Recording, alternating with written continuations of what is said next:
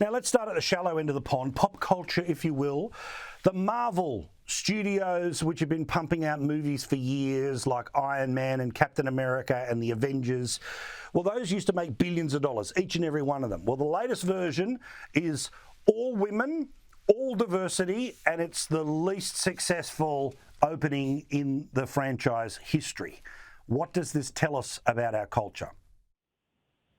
Well, I think it tells us something interesting about the stories that are the ideas of our time, meaning Marvel stories and Star Wars, these Lord of the Rings, all of these things that have now been repurposed and repackaged 100 times over. And of course, they've added the wokeism in, and they try to make Ghostbusters for women and all of these things. And even Disney themselves, they said they were going to make Marvel was going to be more for boys and Star Wars was going to be for girls. I mean, these are artificial ideas that they are putting on children related to gender. And then, of course, the stories become all muddled. What you want out of a good story is a deep truth to be told. So if you look at, for example, they were a little behind our time in terms of age, but the Harry Potter books, the stories, the archetype, the hero's journey is quite good.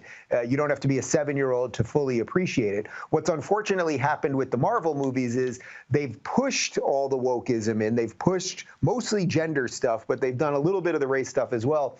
And then people over time, they're just like, oh, this isn't why I'm going to the movies. I'm here to be entertained, and I love the big explosions, not to be, quote unquote, taught a lesson. So I'm not surprised by this at all. I would also say that Marvel, which largely has done a much, much better job than DC when it comes to making superhero movies, that when they got to Avengers Endgame, which was the last Avengers movie, about 7 years ago now, it sort of felt like they had wrapped the whole thing up, and everything that they've done subsequently has just been a lesser version of that. So I think they're in a situation where they've made 30 plus or maybe even 40 plus of these movies, and they're just running out of ideas.